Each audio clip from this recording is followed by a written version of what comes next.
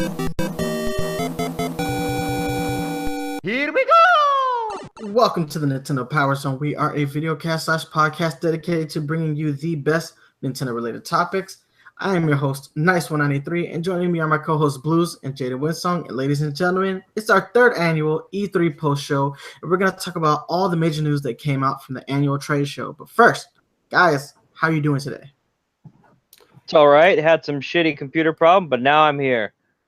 I'm a little bit sick, which is crappy when it's E3 week, all the hype, but then you're also blowing your nose the whole time.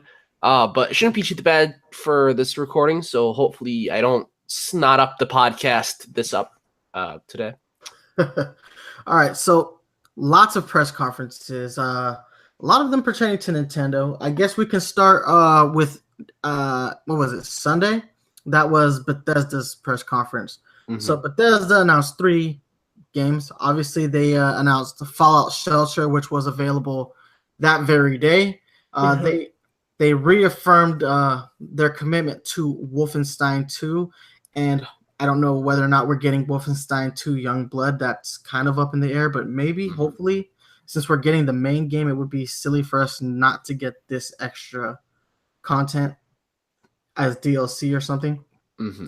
And then they announced the Elder Scrolls Legends, which is their take on a Hearthstone-like card game. I've never played the Elder Scrolls Legends, so I assume it's just like Hearthstone. More or less, yeah. So let's start with the type of content real quick that Bethesda brought. So they announced 3 games. Technically 4 if we get Blades, Elder Scrolls Blades, and they did say that was coming to multiple platforms in the future, but for right now they're limiting it to iOS and Android. Yeah. But I assume at some point we'll get it on the Switch. The Switch seems ripe for the taking on a game like that. It looks like they wouldn't even have to mess with the controls too fundamentally to make it work on the Switch, since it does use the capacitive touch screens of most smart devices. So of the 3 potential 4 games that we got for the Switch, 2 of them were mobile games, Fallout Shelter and the Elder Scrolls Legends. Now, I don't think this is Bethesda, I don't think this is their commitment waning for the Nintendo Switch, but I think it's safe to say Doom wasn't extraordinarily successful on the Switch, but it did well enough, I guess, that they want to keep working on the Switch. I've never played Elder Scrolls Legends or Fallout Shelter, so if you guys have any thoughts on these 2 games, feel free to let me know, because as far as I know, Fallout Shelter is just like it's like a world building game, right? Where you just build your shelter up and more of a base building, I would call it. Yeah, I played Fallout Shelter ages ago when it came out on mobile for the first time when Fallout 4 came out or whatever. It's like you sort of just add rooms to your sort of base, you send your guys out on expeditions, and there's some microtransactions here and there, etc. It's a very standard mobile phone game. It's coming to the Switch and other consoles, so it's there. It's something. Like you said, I don't think this is their commitment to the Switch waning either. I think it's more so like, what games do we have that we can put out, and also what games do we have that we can also put out on the Switch, because the Switch is not as strong as the other consoles in terms of the power. And so I feel like it's balancing, like, okay, well, what do we have that we can even put out? Like, there's already Skyrim on the Switch. We can't put yet another Skyrim on the Switch. It's already everywhere, Alexa has it now. Yeah, exactly. And so, yeah. And so it's kind of like, well, we don't really have a new Fallout other than like the Fallout 76 yet. So we might be hesitant because that's not like a full entry. I feel like they just don't have games to put on there. It's the real issue. Yeah, Bethesda is a little bit light on the IP side of things, if we're being completely honest. And a lot of the titles that they have now are really designed well, maybe not anymore, but they are predominantly designed for PC gamers in mind, and then consoles as an afterthought. And so when you're dealing with that, you kind of expect hardware that is a bit more on the upper scale of things. And I think, if anything, the Switch is just, it takes time to optimize textures and all these other sorts of things to actually allow it to run on hardware that is honestly inferior, which sucks, but that's just the reality of it. I'm actually curious about the new IP that they announced, because that'll be interesting to see if that will eventually make its way towards Switch. But we know literally nothing about it so far, so we'll see. Yeah. So yeah, I mean, it's cool that Bethesda does have content coming for the Switch. Am I super excited? I mean, I did download Fallout Shelter and I played it for a few minutes, and I'm like, okay, I see why people like this, but I also see how this kind of game isn't for me. It's definitely your standard mobile game fare as far as I can tell.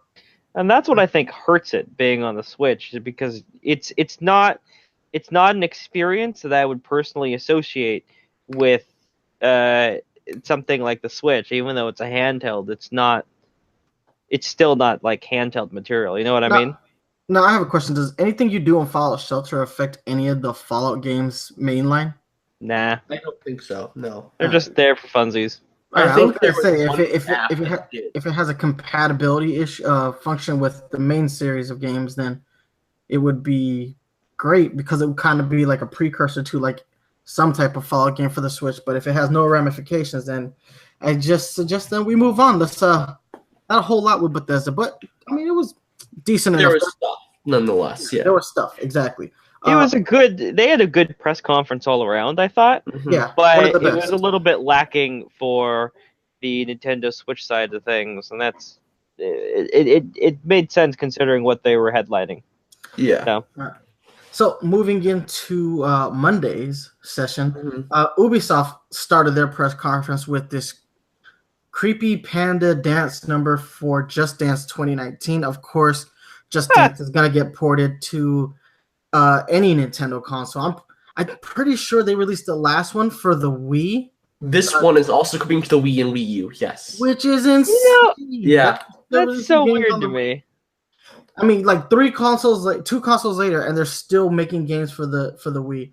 But still, I mean, whatever. So obviously, Ubisoft's commitment to the Just Dance franchise, it's inspiring, I guess.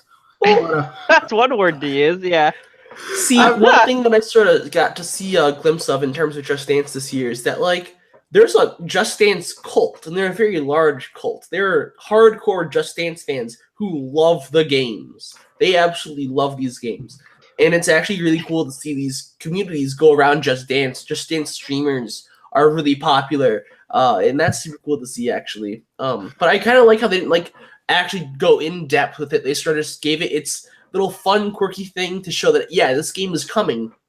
Well, what was really cool about it was that it was like what I really appreciate, even though I'm not a huge fan of the Just Dance games, I will admit to have playing them. I thought the way they introduced it was pretty cool. Like, it's really hard to do that single camera, no cut shot. Yeah, where they especially live. They did that live. Yeah. So credit to you have the camera at the door, then they bust into the theater, and then that was really well done. Yeah, it's not easy to do. No, man, that is like it takes hours, days, weeks of practice to do that. If you mess up and you mess up live, you're that guy. Yeah. You're that guy. No, but yeah, their commitment to Just Dance is incredible. I would love to see their sales numbers on that Just Dance, to be honest. Gotta be high. I mean, especially if they're pulling like Wii and Wii U releases, I have to wonder what they're like. If games don't sell, they don't get made. So if Just Dance wasn't selling, you wouldn't be seeing Just Dance 2018, 2017, 2016. It would have ended like 2010 or something. Like, the fact that they're still around today shows that they sell, they make Ubisoft money. And I think that it's smart to have the Wii and Wii U audience still, because people don't want to move up from those consoles, and they probably won't. Even if they love Just Dance, they won't get it. Just because it's on a newer system. I think it's smart, even though it's odd. And they're never gonna run out of music for those games. I mean, that's why that's why there's an annual turnout. The game doesn't have to evolve that much graphically. They can, as long as they stay committed to having up-to-date music in their games, then it'll be fine. At some point, I'm just wondering when they're just gonna release a Just Dance Infinite Edition, and then just continuously add DLC to the game instead of releasing physical, versions for each iteration. They kind of already do that. There's like I don't say a subscription service to it, but you can get like pretty much so if you got Just Dance 2018, there's like a service you can sign up for where you get like all the songs, all the dances from history. And I believe that also updates to the future games as well. Yeah, it's some sort of Uplay thing, right? Yeah, where I think, you can actually stream songs and play them. I've seen some Twitch streamers try and do that, and the ones I've seen, they run into a lot of errors, actually. So it's not a perfect service, but it's they're getting there at least. Yeah, that's sort of in that direction where it can be one infinite game. It just needs to update the songs to whatever the song is. Yeah. Yeah. Well, like I said, I don't know if I'll be getting this specific game. I guess this is a game that it depends on whether or not my girl wants it. And then we'll determine whether we want it in the household or not. But moving on, the next game they announced for the Nintendo Switch and all the other platforms was the sequel to Trials, and it's Trials Rising. Yes. This game looks like a lot of chaotic fun. Like graphically, it's not a powerhouse of a game, which is why it's like running so it can run on the Switch. But it's one of those games that just looks tremendously fun. Like I just kind of want to kill my cyclist over and over again, just for the ragdoll physics of it all. That's all the glory there is in Trials is the ragdoll physics. Like obviously, there's a high amount of skill in actually clearing the courses, and that's a lot of fun too. But when you like get crushed by cars that explode and have you flying down mountains into spikes, that's a lot of fun to see. It's satisfying. I love that montage video they had at the end of the Trials Rising section, where it's just like literally all the bikers just dying in hilarious ways. Now, I will say this: the way they presented the game was like, I'm like, what the hell is what's like they got the guy in like the Evil Knievel outfit. And then he falls over TV. Yeah, I'm like, why? Like, I mean, I get it, but like, why? Well, I mean, it wouldn't be an E3 presentation without some degree of cringe, right? I mean, yeah, true. Yeah. I mean, but you know what? I think Sony had plenty of cringe for us all. I mean, they all do. That's kind of. Yeah. I mean, I'll give some Todd Howard some credit too. You know who had even more cringe? EA. I did not watch the EA one because I knew it would not interest me. So, hour and 20 minutes of not announcing a Switch title and not apologizing for the shit show that was Star Wars Battlefront. No. I thought EA did a very good job. They're still kind of EA, but I thought comparatively to the other presentations, I think they're moving in the right direction, honestly. I know this isn't an EA podcast, but I saw it. I think that they're going in the right direction with they acknowledged the Battlefront issue. They didn't quite apologize for it, but they at least acknowledged it. This year's E3, they took a different style where they sort of did a more focus on the developers, thanking the developers, creating the experience, more family, more face oriented. Instead of like, here's your EA CEO, all big and flashy, like they sort of did previously. It sort of seems like they are trying to learn from their mistakes, even if this is kind of just more a service level face sort of thing. Having the one presentator for the whole time really like glued it all together as well, I thought. But the one thing that really like surprised me, and it shouldn't surprise me, and I saw it actually as a trend throughout the rest of E3 itself, was that I believe it's for the game Anthem, they said. So EA said they will not have loot boxes and they will not have pay to win in Anthem. EA said this. Yes, they did, but it's literally, that is reactionary. That is, like, it's great and all, but it's so reactionary that, like, I almost don't care.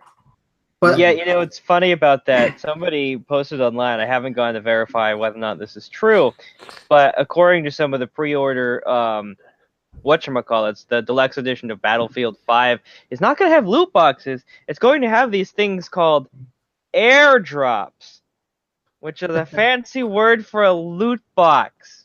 Okay. So I think it's just a bunch of bullshit, personally. I don't know. That's where the money's at. I do not see EA backing off of it wholesale.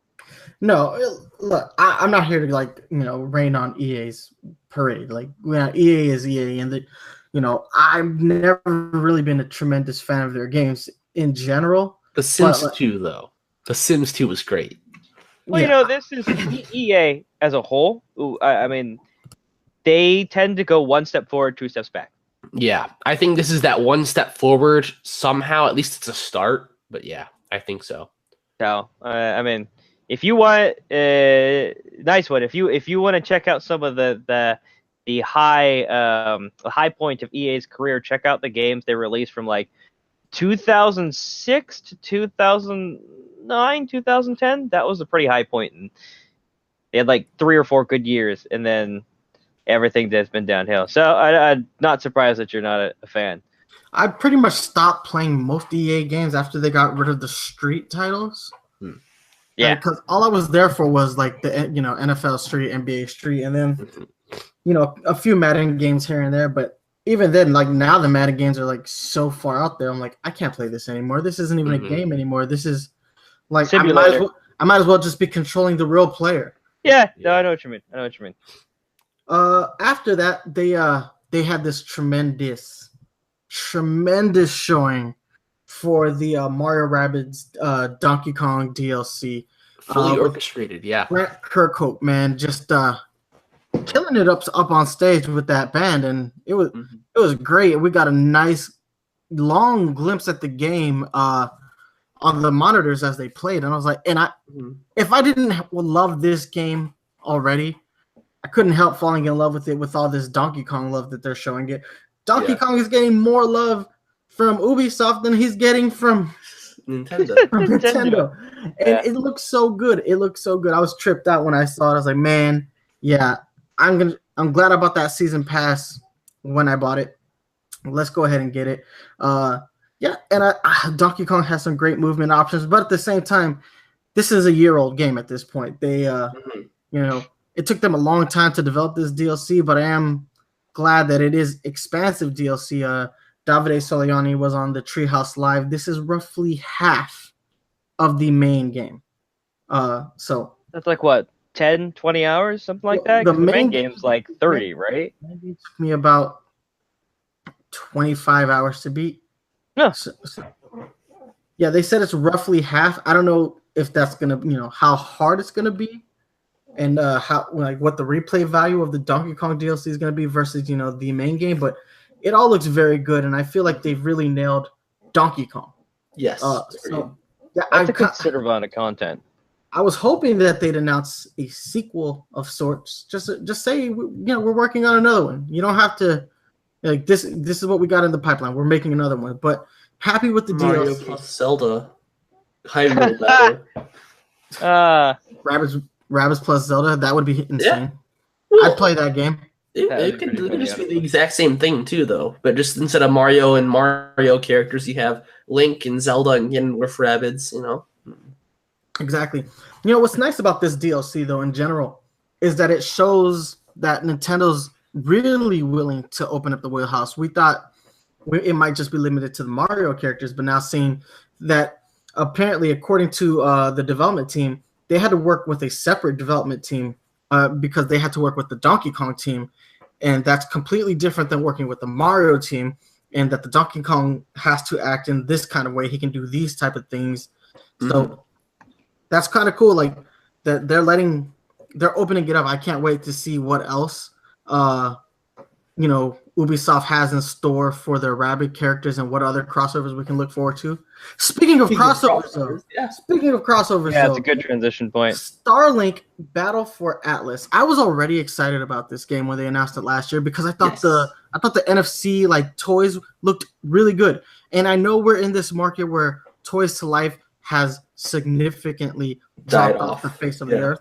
But I thought this was a cool way to maybe revitalize it, and it looks like it skews just a little bit older, so it won't be like Skylanders, bad.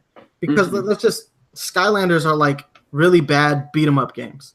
Yeah, but they're aimed for kids to be simple and quirky, so you can't expect a lot of depth there. You have to just make them fun for kids. Still, but if you're gonna announce like characters like Donkey Kong and Bowser, showing up in your game, I was hoping that maybe they've like overhauled the game so that these characters, that we all love and enjoy can actually have a fun game to be in. And then I bought the game and I was like, this is terrible. This is just as terrible as it's always been.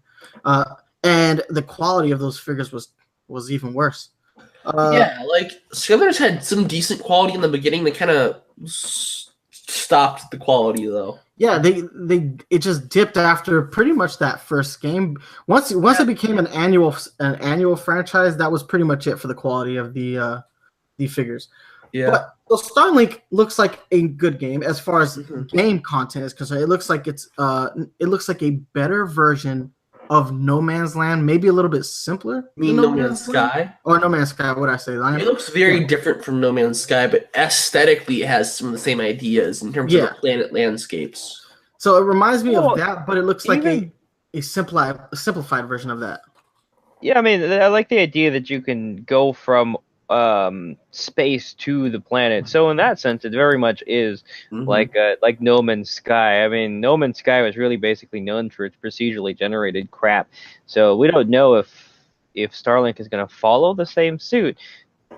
But ultimately, I think I can see where the connection. They did say it wasn't procedurally generated. They did say that the stages were going to be handcrafted. Yeah. They just showed it on the Treehouse Lab like before I came into recording here. And it looks very nice. So all the planets are open world, but you can also explore the entirety of the entire planet. They're all handcrafted. There's a very interesting story, it seems. And the worlds are actually living, which is kind of like No Man's Sky, but also just like they're living in their own respect and have their own sort of ways those planets impact the rest of the star system around it. And it's really cool to see. I think there's a lot of love and that was handcrafted into this world. Yeah, I mean, that's already interested. Yeah, but like I said, that's one of the reasons why you kind of have to handcraft it, because the procedurally generated stuff is great, but it's No Man's Sky. Excuse me. Demonstrated is that the algorithms that they have to procedurally generate them and have them feel lifelike just aren't there yet. You know? Yeah, they're pretty complex. To do it right, you got to handcraft it. So yeah, I was already highly intrigued by this game. I thought the game itself looks good. The fact that it's handcrafted, that I'm about that life, and the figures look great. But Ubisoft wasn't done there. So after they're after they showed the game off, just a little bit, start this trailer, and one of the characters is calling out for help. She can't get it. Her screen is staticky, but then you start to hear some familiar, jargon. If you're a Nintendo fan, that sounds familiar to you. Then the screen cuts to a red scarf, and in the moment they showed that scarf, I said, "Star Fox." And then it's funny. I actually showed the face earlier, because they had the noise, right, and the blah, blah, blah, blah, blah. I'm like, no, they're not gonna do this. They don't fuck with me. Don't toy with my emotions. And then I saw the scarf and I lost my shit. I threw my headphones off and No, and then the second they showed the face and then the visor lights up, I was like, oh, I had my moment. And that was one of my favorite moments of E3, was finding out that Star Fox would be playable in Starlink Battle for Atlas, but not just that. He is a Nintendo Switch exclusive character. Sorry, PlayStation. Sorry, Xbox. You're getting the game. You're just not getting Star Fox. Yes. And then, obviously, what's his name? The president of Ubisoft, whose name escapes me. Yves Guillemot. He gets on stage. He's like, we have a very special guest in the audience, and his name is Miyamoto. And then he pulls out the model. Prototype for the R-Wing. Yeah, the prototype of the R-Wing. And it's not just a prototype for the R-Wing. There's a little Star Fox. There's a little Fox McCloud there as well. And I was like, and he hands it to Miyamoto. And that moment, I was like, that's going to be in the game. That is going to be in the game. And I was like, oh my God. Yeah. Sold. The R-Wing is actually what sold me on the game. I had not heard about this game before then. But on my Twitter feed, I saw a picture showing the bundle that the Switch was going to get, and I was like, is that an R-Wing? That's an R-Wing. Sold. So I pre-ordered that instantly. And one of the things I really liked when you talk about the R-Wing is looking at the gameplay trailers. you actually see multiple parts. You got the center part, and then you've got the 2 wing parts. What they actually did is they took the wings, you connect them to the center part, but you can also swap them around and put them backwards, and it actually shows up in the game. Yeah, you can put your guns on backwards and they fire backwards. Yeah, cool. Which is super cool. I think that's what I really like about the game is that it's reflective of how you build the ship. Yeah, and the customizable ships was pretty cool already. It's like what Skylanders didn't do with Skylanders Superchargers. I think that's what it was called. I think you mean Swap Force. Swap Force was the one where it changed things around. No, well, that was after the one with Donkey Kong, wasn't it? Well, no. So it goes Swap Force, then they made Superchargers was one with Donkey Kong and Bowser, and then they did Imaginators. So they had the vehicles in that game, and then in the game itself, like the vehicles get shifted around a little bit. You can do stuff to the vehicles, but they doesn't reflect the characters. Yeah, or the statues. Yeah, and it's so lame that you can't do anything to those figures. But with Starlink, you can actually mess with it, and then it changes in game. I was like, that's dope. That is so dope. It just looks great. I love that bundle. I was like, oh my God, pre-ordered it immediately on Amazon because it looks so good. And it's so good because we were supposed to get an R-Wing amiibo for Star Fox Zero. And we didn't. And we didn't because of, I believe they said Nintendo had said that there were safety issues with it. Like the R-Wing's overall shape is because it's so pointy, that they couldn't figure out a way to make it safe for children. Well, Ubisoft, either they didn't care, or they found a way, or they aged the game up. Instead of E for everyone, it's going to be like rated T for teen. Yeah, I guess. I could see T for teen, to be honest, with this title. I could see T for see it. Yeah, they figured out a way, or they just don't care. But it looks great, and the overall size of it is what I love about it. That R-Wing is huge. It's not an amiibo. It's bigger than the Detective Pikachu amiibo. It's huge. One of the things though is that it actually kind of concerns me in terms of gameplay, because the way it works, if for those of you listeners who haven't seen it, is you've got the R-Wing, and it connects to the top of the controller. And if it's too heavy, that's going to be kind of bulky. So I'm assuming that they're using some sort of light material. So they have a shell for it, actually. There's a Joy-Con shell. They created a specific shell that comes with the bundle. And I'm certain it's going to be heavy, but I'm also certain that it's going to be really stable because it's this huge accessory that they've built for it. I don't know how it's going to work on the PS4 or Xbox. They have their custom clips, and you clip that on the controller, then the stand, and you have it under there. That won't mess with Microsoft players too much. Their controller could be, you throw that off the top of a building, you're murdering somebody. It's bulky, yeah. It's heavy. The Duke, right? But you don't necessarily have to have those always clipped on your controllers. I believe they mentioned that you can, once you scan them in, they're saved into the game, and so cool. Yeah, so I think you can swap them from inside the game. I know that the Switch bundle that you guys have pre-ordered, on top of getting just the R-Wing ships, there's other ships already downloaded into the game as well for the starter packs. Oh, and another character figure as well in that bundle. There's the Star Fox character figure as well. I'm not sure you guys saw that. And it might be cool to see if that has an amiibo chip inside it as well. We don't know if it does. Right now, they haven't said anything, but amiibo chip for Fox should be cool in that. Yeah. So they did confirm one thing that I thought was, I was wondering about was how playable is Star Fox within the game. You can actually beat the entire campaign as Star Fox, playing solely as Fox. So I was like, that is awesome. Double sold. And I also the Star Fox game we didn't get. Yeah. So they also mentioned sort of along those lines. I was going to mention earlier. There's Star Fox exclusive missions exclusive to the Switch as well. That sort of explain Fox's story in all of this. And there's extra content with Star Fox themed. You'll see all the classic characters as well. I believe they mentioned Fox is already in Falco, Slippy, Peppy Toad, etc. So it'd be really cool to see that.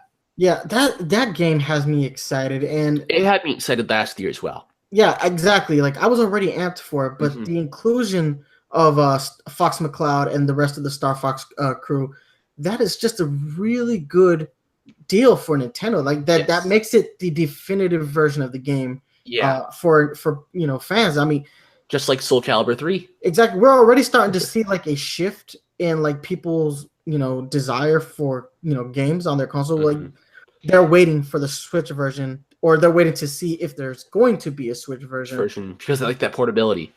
Exactly. So now you have a game that's going to come out the same day on all platforms, and you have one version that I think people will covet more than the rest. And I believe, and again, it just reaffirms that Nintendo is really willing to let their IP go play in other people's backyards. So this is the second time in 2 years that we're seeing a Nintendo property being handled by Ubisoft. Now, it's not as expansive as Mario plus Rabbids Kingdom Battle. It's pretty much a wink and a nod, to have him in there. But it's extra content as opposed to a whole game, and then more extra content on top of the whole game. But it works in Nintendo's favor, and I think it works in their favor, and I think it just shows that Nintendo's really willing to just work with other companies to make games. And if that's what Nintendo has to do to bring other developers into the fold, then so be it. I think the same kind of applies for Rocket League, where it's just a skin in Rocket League, but you have like the Metroid car, you have the Mario and Luigi and stuff like that. You're starting to see like Nintendo IP show up in other franchises, and that's really good for Nintendo. I wouldn't be surprised if in a couple years, if Starlink does do well, I would not be surprised if we see an Ubisoft developed Star Fox title. Would not hate that right now. No, I think that would be very honestly possible.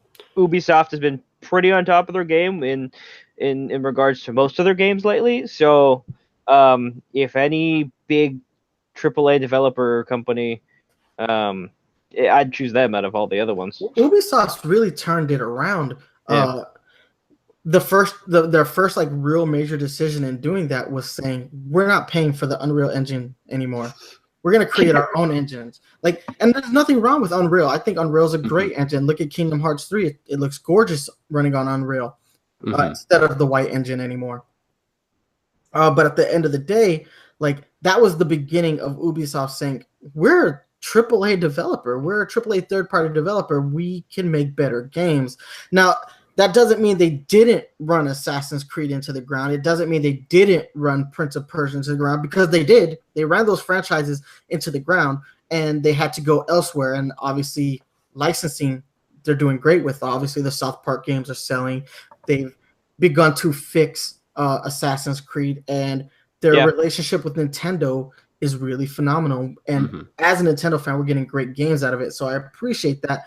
And I no longer hold Ubisoft in the light that I held them in before, because whenever I thought of Ubisoft, I started to think of shitty games. And definitely they're not doing that. They're like, we're fixing what's wrong with us. And I think Ubisoft had one of the best presentations this year. really solid. So again, we had Trials Rising, Just Dance, the Mario Rabbids DLC, and Starlink Battle for Atlas featuring Star Fox. Solid titles for the Nintendo Switch. Definitely. So moving on to Tuesday, we had the Nintendo Direct. So guys, we're going to throw this out there. We're not going to be talking about Smash at all right now to the audience. I know sucks. We're going to do a separate episode specifically for Smash. So don't worry about it. We will have a full episode just based on Smash. We don't want any of this stuff to get lost in transition. So we want to talk about all this other stuff. So starting with Demon X Machina, I believe that's how you pronounce that. That game looks phenomenal. Made by Marvelous Studios, who they are a fantastic video game developer. They truly are. But this game looks mind-blowingly good. I can't tell if it's cel shaded or not, because it's kind of like some scenes look cel shaded and other scenes didn't. The trailer, the music in the trailer was crazy, and all the explosions and the mechs look great. I have no idea what that game is about, but it looks really good, and it looks like something I could really sink my teeth into. Jaden, I know you were looking into Demon X Machina. Because it mostly they did something really different with this trailer, and they actually had a cast credit at the very last 2 seconds. And I was looking up bunch of these names that they had here: Kenichiro Tsukada, Shoji Kawamori, Junichi Nakatsuru, Ken Awata, and all of them. And they all have really, really good resumes in terms of what they've worked on. The producer has really good credits to big name to favorites.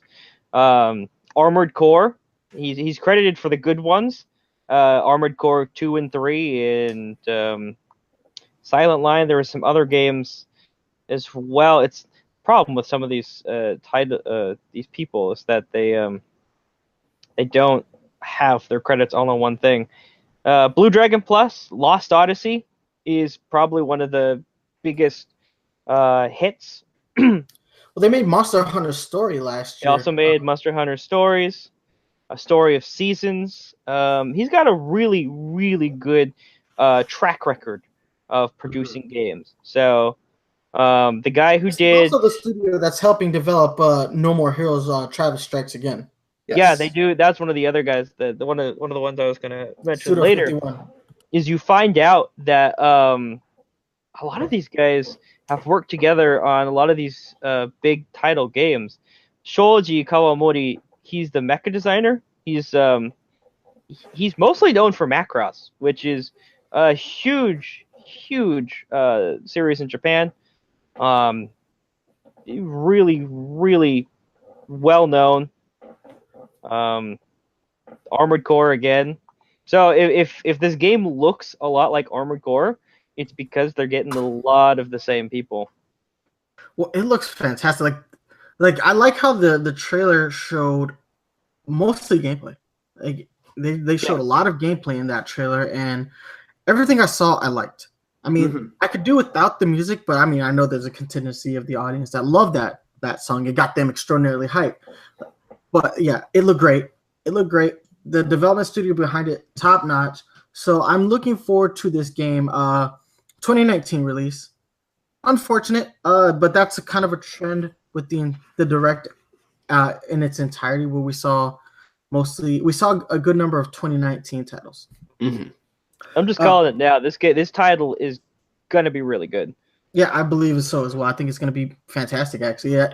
Graphically, it looks like it's taking the Switch into like new territory. It looks like it's gonna be pushing stuff, but it also has a really good art direction as well. So that looks nice. Looking forward to it. Speaking of graphically intensive games, Xenoblade Chronicles 2: Torn of the Golden Country DLC was announced. It's our first real story DLC for Xenoblade Chronicles 2. Looks good.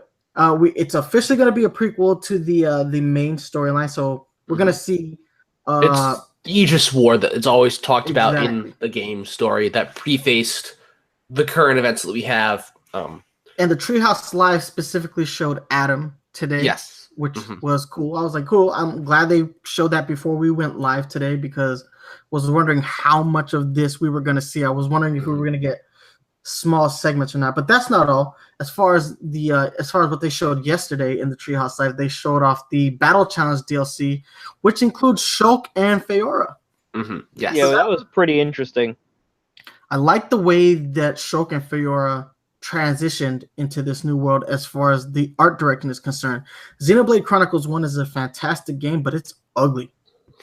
Yeah, well, it's an old title too, and on super inferior Wii graphics. So I mean, now Shulk fit right in, and I love that Shulk is a blade in this game, and I love that.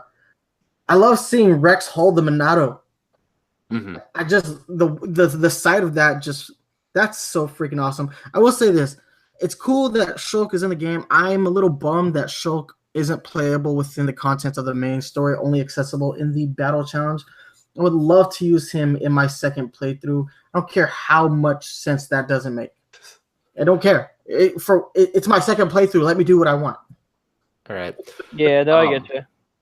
The thing that I kind of hope on my wish list, and that we have these returning sort of characters in Shulk and Fiora, is Lynn and Elma could be maybe becoming. But what I really, really hope, it doesn't make any sense for the combat system at all, but I want Skells in the world of Xenoblade Chronicles 2. Skells need to come back. It will not work with the combat system at all, but I don't care. Wait, have we all beat the game yet?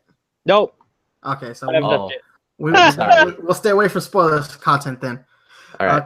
It's funny that like people talk about Shulk, and my favorite character in Xenoblade was always Dunban. Dunban, yeah. Sorry, I played the game entirely in Japanese, so the pronunciations are a bit different.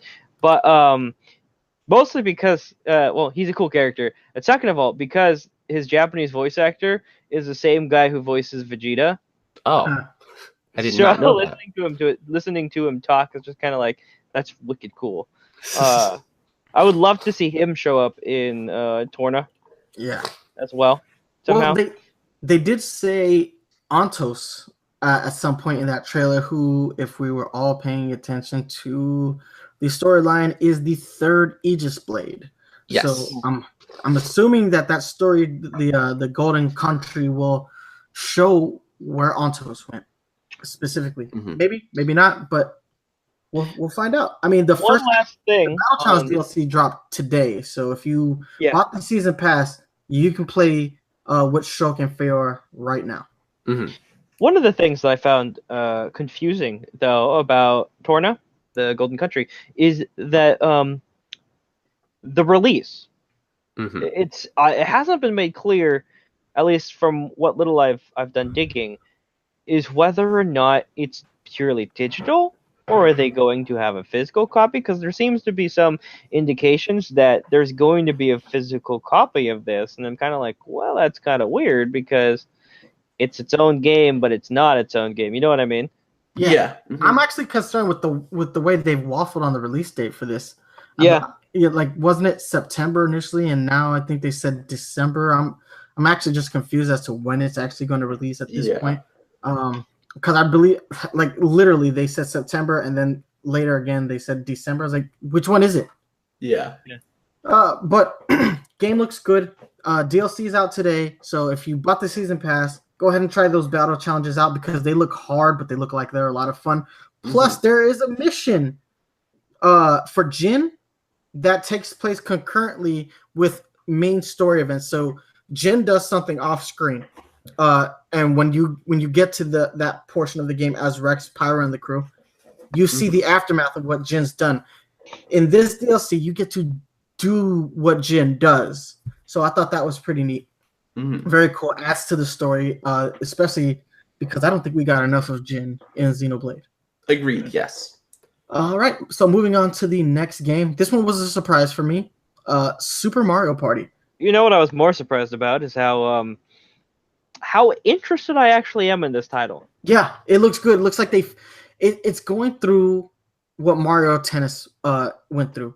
Yeah. Had a bunch of bad games, but looks like they've made the realization that they've had a bunch of bad games, and like, let's fix these games. So Mario Tennis Aces is fantastic. I loved playing that online tournament over the weekend. Oh, so angry. Yeah, I'm bad at it too, but I had so much fun doing it.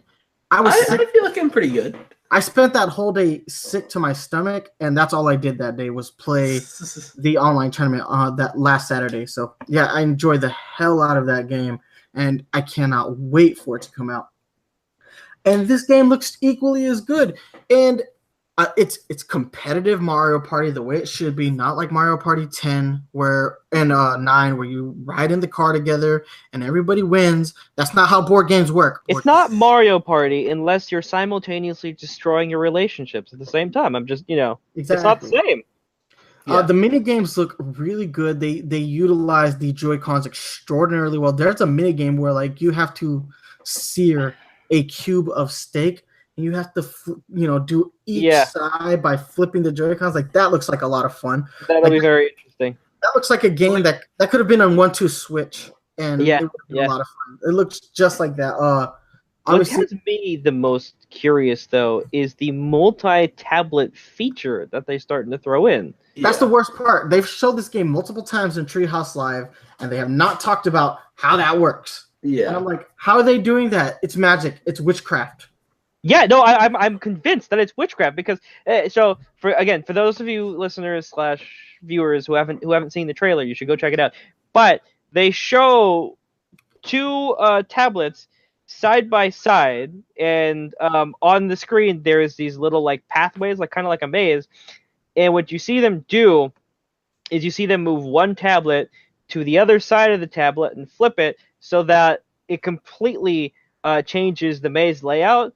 And somehow the game freaking reads that and is able to have the characters traverse the newly formed maze in perfect fashion. And I'm like, they had another game that they showed it off yesterday during Treehouse Live where you have to match bananas. So one half of the banana will be on the bottom screen and the other half will be on the top screen, and you have to flip the screens in order to make the bananas whole. And I'm like, how do you do that?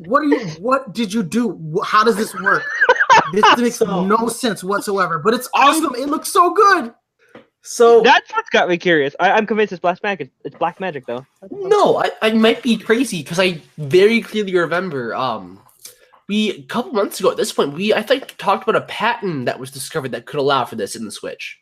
I thought we already discussed a patent about something similar on the show. So I'm certain we did, but like they found a practical use for it, and it doesn't make sense. Like logically, I don't understand how they actually made it work. It's weird because it's all like it doesn't matter how you position the screens, they know. Well, no, you have to drag in, like you have to actually touch the screen. So when it touches with one, it touches with the other, and it sort of syncs them up together that way, I believe, correct? That's still super weird though, because like you can't run off of gyros because there are no gyros in the tablet. Yeah. And it's touchscreen based. If you're touching the screen, then that's sort of weird. Do they have like some sort of near field communication that allows to differentiate which side of which screen is being touched when? You know what I mean? Like, yeah, there's got to be some piece of hardware in there that we're just not made aware of. Either way, that is a really cool mechanic. Now, they haven't said this yet, and this is the only thing that scares me about this title is that I want online play. Like, I do. Like, I love the Mario Party games, but it's not really likely that I'm going to, bring my Switch, have my friends bring their Switches. We both own a copy of the game, and we've committed to playing the game at a agreed upon location. Now, what I think they might do something similar to DS download play though. I think it's obviously a system feature that was cut from the Switch. I think they can still do something similar. Like the Namco collection, I think had one for Pac-Man. Sort of similar where your friends can just download the app, open that up to play with you. So I think you only really need the one copy of the game. I feel like they'll do that specifically for the witchcraft screens. Probably. Yeah, probably. Either way, I'm excited about this game. I love the title, Super Mario Party. It kind of like get rid of the numbers because, first off, the numbers weren't working. Yeah. And second, after 10, it gets hard. Yeah. Well, not just that, but I think the connotations of the numbers signifies that they're moving in the same direction with these titles. Yeah. Yeah. And we don't want that anymore. Like, no. Mario Party has been bad since 8. The last one I really enjoyed was 3. Yeah, that's about me as well. I like somewhere in the 64 area. 4 and 5 were good for me. 7 was meh, and then 8 and the rest went. One of the ones on the DS was pretty good though. Mario Party DS ones were interesting. Yeah, I love Mario Party DS. Gets so much crap, but I love it. That was easily one of my it had such good mini games. This is why I really like it. Board design decent, but then the mini games are all really, really nice and creative. So the 3DS one had good mini games, but the problem I had with it is it removed the traditional board feature. Yeah, and I'm like, what's the hell is the point of playing Mario Party if you don't have the board feater? That's the only other thing I'm surprised about is that they've announced a Mario Party game so soon after releasing a Mario Party game. It hasn't been that long since Top 100 came out. I think the game only came out in either December or January.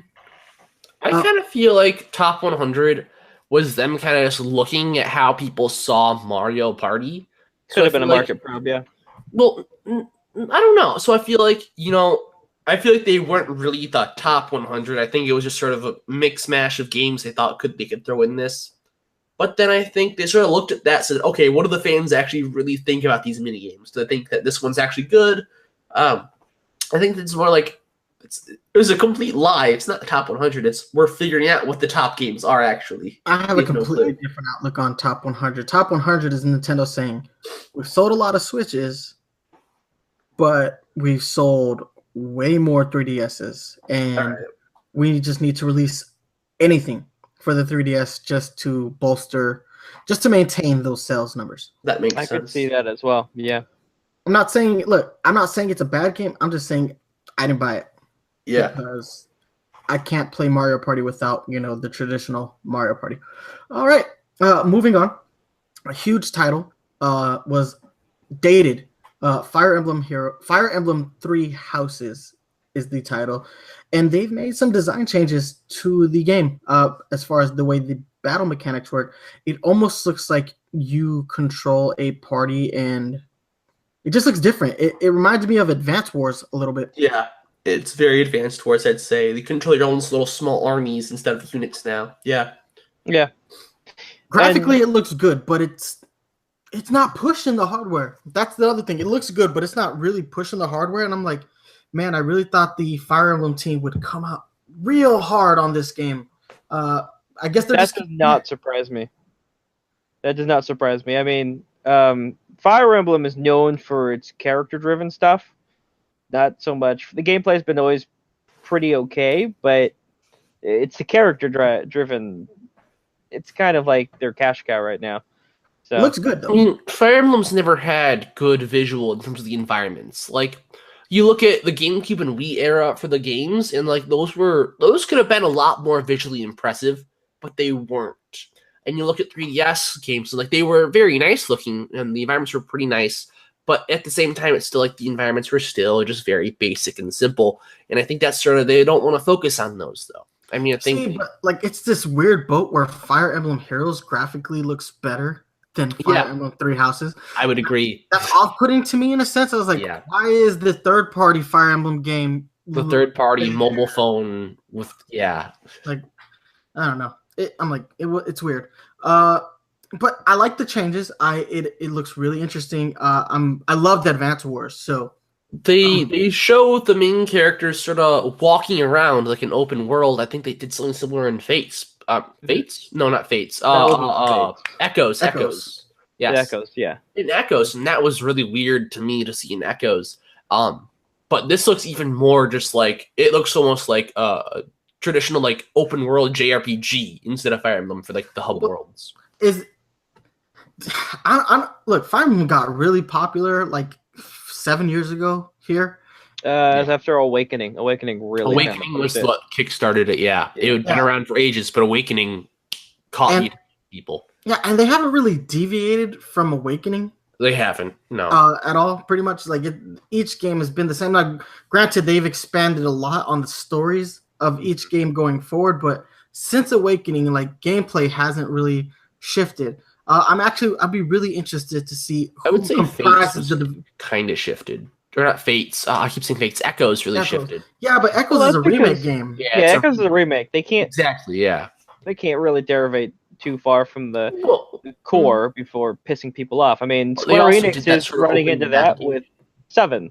So yeah, All right, fair enough. Maybe this is what Fire Emblem needs. I would like I was about to say, I would really be interested in seeing the developers that comprise this team at Intelligent Systems. I feel like they must have because of the drastic change that they've made to the battle system. I wouldn't be surprised to find some of the Advance Wars guys, on this particular team. Mm-hmm. Speaking of Intelligent Systems, I'm really upset that they didn't do anything with the codename Steam 2. You know what though? I feel like as good as that game was, like nobody bought it. Yeah, no one bought it. I didn't buy it. Like, and it was a good game. That one. Yeah, I bought it. I kind of liked it, and it's like it was cute and fun. It was a fairly decent combat system, but then no one bought it, and it kind of like made me sad. But Intelligent Systems did great work on that. I thought. I don't know. Makes me wonder if they what they're doing with Mario Party. Not Paper Mario. Wow, I said Mario Party. Oh yeah. All right, so next up we have the game that we all knew about way in advance. Fortnite. Fortnite was officially announced and released right after the Nintendo Direct. So, has anybody played it on the Switch yet? I have, yes. I have not.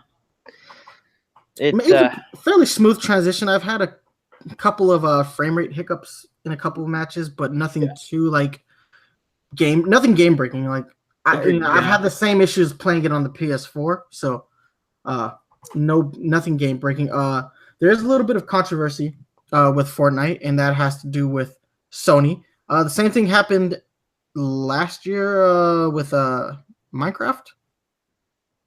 Sony's not Minecraft. Rocket League. Rocket League. Yes, Rocket League. Yeah. Sony's not playing nice with the other game developers. So if you have created a Epic account for Fortnite for your on your PS4, you cannot use that same Epic account on your Nintendo Switch. Sony has blocked that cross compatibility, and Nintendo pretty much called them out for it. Reggie in a funny little interview basically said, "Yeah, that's our competitor's problem." Like, well, damn, Reggie. I mean, this would not be the first time Sony has adopted policies that run counter to being gamer friendly. I mean, I'm old enough to remember back in the PlayStation 3 era where they sued a guy for modding his PS3 and posting up how to do it. I mean, they had a whole bunch of raids on the PSN network because of that bullshit. And, no one seems to remember that now because it's PS4 fanboys have really, really short-term memories. But Sony, as much as they've done great things, they're also do some really stupid things. And this is one of those things I'd put in the stupid things category. Yeah, at this point, I'm starting to think that Sony is an island unto themselves, and that's it. You either play in their island or you don't. And, I think that's demonstrated in a lot of their hardware decisions. For example, the PSP had proprietary memory sticks. The PS Vita had those stupid M2, Pro Duo memories. No, Pro Duo was PSP. The PSP. They had whatever they called the custom memory sticks. So you couldn't use just a normal SanDisk SD card. Yeah, you had to buy the Sony one specifically. And the stupid, at least with the PSP ones, they allowed SanDisk and other companies to make memory cards for a short while. Not so much for the Vita. Yeah. And it's dumb crap like that really it's them shooting themselves in the foot. It's that meme where on the internet where you see that guy shooting something, and it's like, why would they do this? It's Sony shooting their player base with their stupid products and being like, why do people hate us? Yeah. Hey, guys, to go back to Super Mario Party, Game Explained just announced that there is an online component to Super Mario Party. An online component, cool. But not specified what it is, correct? Online mini games. Doesn't actually say whether or not it's going to. I haven't watched this video yet. I'll watch it later. Record. But they did say that there is an online component, so that might be enough. That's something, yeah. That's something, exactly. Cool. But back to Sony and Fortnite, the Fortnite debacle. This was really off-putting because I do own a PS4 and I do own a Nintendo Switch. In some instances, there are, depending on what I'm playing, there are some controllers that I prefer over others. And for a game like Fortnite, I think the PS4 controller is a little bit better. Functionally they work the same. More than the Pro controller, they work the same. But the form factor of the PS4 and the overall lightness of the controller, I feel like that works in Fortnite's benefit, especially if I throw the controller in rage. Well, yeah. So yeah, have to create 2 separate profiles as of now. We'll see how long this lasts. It might. With Rocket League, it's still not. It's been out for a while. They haven't changed anything with Rocket League. So yeah. So Sony's gonna do their own thing.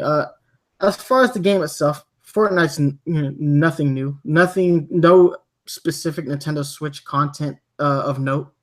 So it's pretty much the same game that you're playing on all your other platforms. So, but it's a good get for Nintendo. But honestly, I'm not a huge Fortnite fan. Not my cup of tea. I'll play a few games here and there, though. Yeah, I'll play a few games, but you have to realize that Fortnite is huge right now. It is pretty much the biggest game since Minecraft in 2011. Fortnite is absolutely massive. So having a truly portable experience for Fortnite, there's an iOS and Android version, but no one really can play those and win. And so you look at this, it's an equivalent of the PS4 and Xbox control schemes for the game, but on portable. I think that's going to be where the big draw is. I would not be surprised if we actually see people buying a Switch just for portable Fortnite. I would not be surprised. I think this could potentially sell systems. I think this is a great sort of even playing field now. Obviously, we're a little bit late. The Fortnite train has kind of been out. The train has left the station ages and ages ago. But I am glad to see that it's here because I think it really is big to have this true portable version of Fortnite. Yeah. I mean, it is big. I agree. And even though the hype for Fortnite has the train may have left the station a little while ago, I don't think it's too late. I still think they're within the window of opportunity. So I think so. Yeah, I don't think it's too late, but they're late to the party. They are late to the party for sure. Yeah, definitely. I want to stick with online shooters. I forgot to put this in the talking points, but Paladins got released. They got announced a week before the presentation. Yes, and it was released right after the Nintendo Direct, which is nice. So, for those unindoctrinated, Paladins is objective-based team first-person shooter similar to Overwatch and Team Fortress 2. It's basically Overwatch for the Switch. It's like, was that Cliff's game? Cliffy B's game? I don't know. No. That game studio doesn't exist anymore. They went bankrupt as of last week. What the hell was that game? That game was not Paladins. It was shit. I'm blanking. But Paladins is who? Epic Games? No, Paladins is their own sort of thing. Yeah, they're like see, Paladin. No. It wasn't a boss key game. Give me 1 second. I'm gonna pull up Paladins right now. But either way, Paladins is now on the Switch. High Risk Studios. High Risk. Okay. Or High Res. Yeah. Huh. What do they do? I don't remember. Anyway. Paladins is on the Switch now. I believe there's a $30 Founders Pack for it where you get all the heroes unlocked, but Paladins is also free to play. I'm not sure if the free-to-play version is out now, but I know for sure that no, it's just right now. It's limited to that bundle. I think they're gonna. Yeah. I think they're waiting like a month to release the full version, the free-to-play version on the Switch. Yeah, but you can get it early for $30. Exactly. Yeah, it's a good get for the Switch because we weren't getting Overwatch. Activision Blizzard has pretty much made it clear that they don't want to make any games for the Switch because they haven't released anything for the Switch. Yeah. Although they're supposed to be working on Diablo, so I don't know how that's supposed to work. Yeah, as of right now, I don't think they've actually released a game for the Switch. But still, I mean, look, if we're not going to get Overwatch, get the Overwatch clone, and hey, it might be as good. It looks great. It does. It has horses, which is something Overwatch does not have. Yeah, it does look like Overwatch though, graphically and visually. It has that same kind of Overwatch appeal. Whether or not it translates is an entirely different thing, but it's got a good price point. Either free to play or if you want to get it early, you want to be an early adopter, $29.99 is not a bad price point to start, especially on the Switch. And the portable factor alone, that I think that's always a good thing. Any game that can do what the competitor system does, but on the go is always really good. And that's why I think this is great. There's no other Overwatch experience. There's no portable Overwatch experience right now. And with, Paladins, you're getting one. So I think it's a good get. So speaking of clones, there was also a game that we forgot to mention here as well. There's a League of Legends clone that is also going to be releasing on the Switch by Tencent. It's Arena of Valor, I believe is what it was. That got announced during the September Direct. The September Direct last year. Mm-hmm. But it was shown in the Direct a little bit. So we have to mention it, or I thought I'd mention it. Yeah, so the next game Nintendo decided to spend way too much time on was Overcooked 2. Yes. Looks good. It looks really good. Overcooked, is a smash on every platform they put it on. Yeah. The Switch version had a lot of issues. I'm hoping they resolve them for Overcooked 2. Looks like it's going to be a lot of fun. I like the local multiplayer co-op in the game. Lots of good things to like about this game, and visually it just looks like a lot of fun. But I have no other thoughts on that other than my experience with the first Overcooked was a little janky. So I'm hoping that's resolved. I've never played Overcooked, but actually after watching this trailer, I am now interested just because it looks like it's good. It's called chaos. Yeah, the chaos is what appeals to me. I'm just kind of like, what the hell is going on here? And so for someone like myself who really, really, really enjoys games that involve coordination of people with me to get the job done, and if not, the friendship is ended. Like, I love those kinds of games. Overcooked is a dream come true for me. I play Tumbleseed with one controller in one hand and the other Joy-Con in someone else's hand, and you have to coordinate that. That's not easy. There's a lot of screaming, yelling, coordination errors, ridiculous. And dropouts of friendships. But I love it. It's what I thrive on. And so Overcooked 2 is I'm really looking forward to it. All right. Next up, we had Killer Queen Black, which is an arcade game. A really weird time. It's 2018, and there is an arcade game that has been really successful, and it's getting a Switch port, and it looks great. It has like all the best aspects of Galaga and Joust mixed into one very much fantastic looking game. I could not look at this game and not see Joust, but a little bit of Galaga as well. Looks like it's a lot of fun. Yes. Graphically, this game isn't doing anything, but it doesn't need to because it's an arcade game. Yeah, it has that same hook that all old school arcade games have. Great gameplay. Yeah, I actually looked this game up because I thought that the original arcade game was super old. Apparently, the first one was actually only made in like 2012, 2013, somewhere around that time frame. 2011, actually. But 2011. I'm about a year off. No, you might be more accurate than I am. I just think that was off the top of my head when I thought, but I really so much around that era. But what's interesting to me is that they were going for that sort of look, both in 2011 and now. It's kind of the appeal to the nostalgia, and I saw it in a bar. The first one I saw it in a bar, so that's like a Dave and Buster's somewhere. So I think that was part of their marketing. Yeah, I saw it at a Dave and Buster's as well. We have a Dave and Buster's here in Tampa. It's really new, and we're one of the test location Dave and Buster's. So we get a bunch of games that either they're going to spend a lot of money on and get nothing, or it's going to do really well, and then they'll roll it out nationwide to all the other Dave and Buster's. And it was there. I didn't get a chance to play it because the line was long for that game. I was like, what is that game? Yeah, Why so I was going to to ask that too. The one that I saw, it seemed oddly popular. Yeah, it was packed. The line was packed. I was like, and even the old school people like had quarters lined up. Like I got next, and I'm like, wait, this machine don't even use quarters. Yeah, right. It was packed. Cards, but... It was like packed. I'm like, that game is packed. Never got a chance to play. I spent 3 hours at that Dave and Buster's, and I never got a chance to play it. I was like, damn, the line never shrank.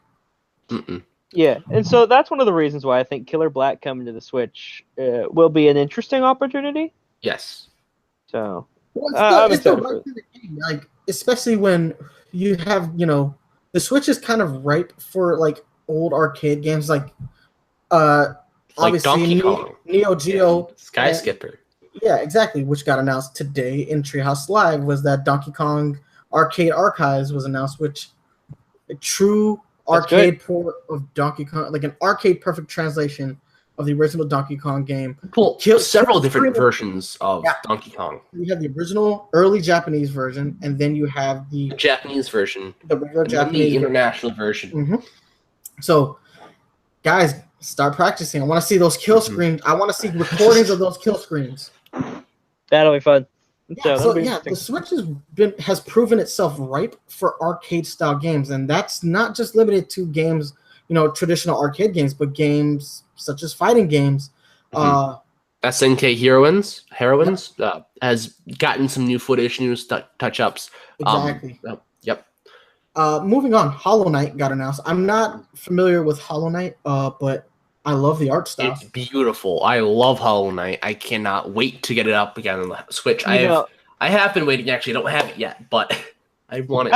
That's one of those things where because Hollow Knight has been out for what, 6 months now?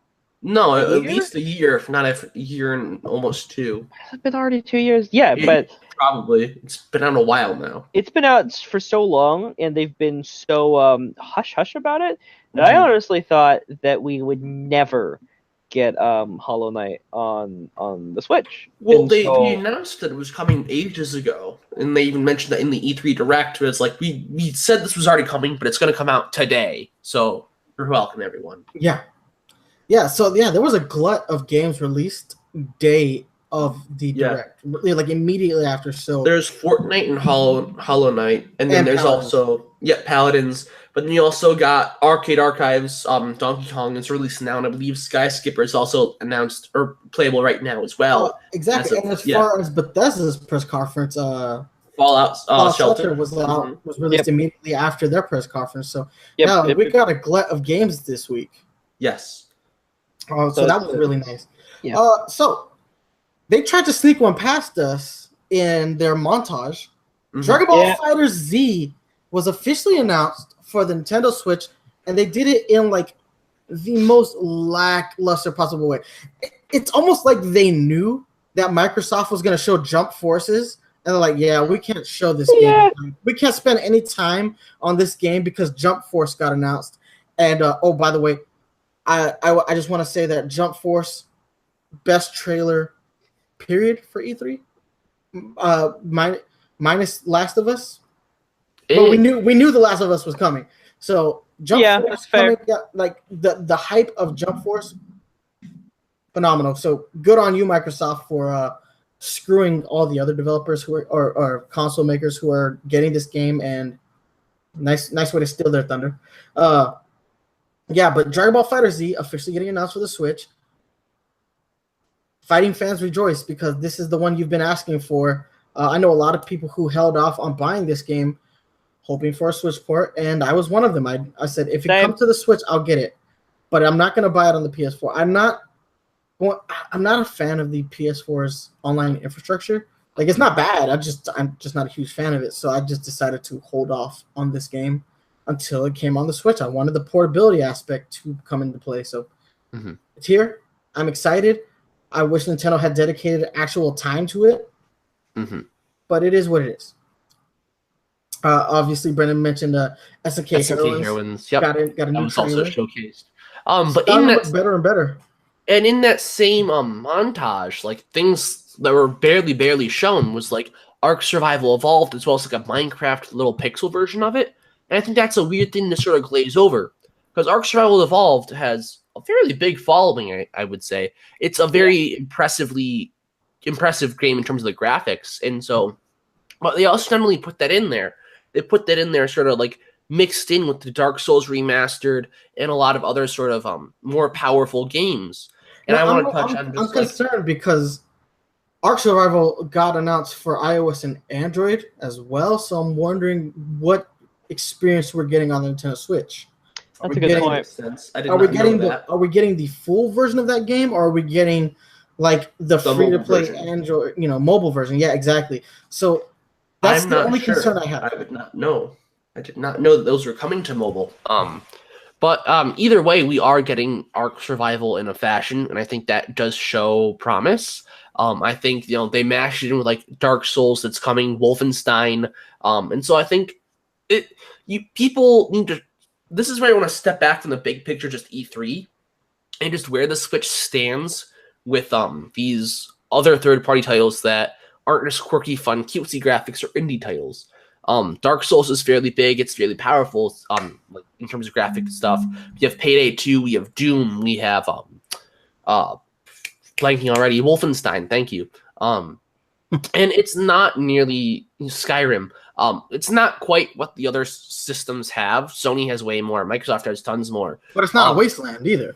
No, we're slowly but surely getting there. We have a decent sort of lineup of these more powerful, more not traditional, but what we'd see on the other systems more with LA Noire, etc. Games. Yeah, and of course, just depending on the success of Resident Evil 7's like online campaign in Japan, we'll probably get that here as well. Like we're getting games.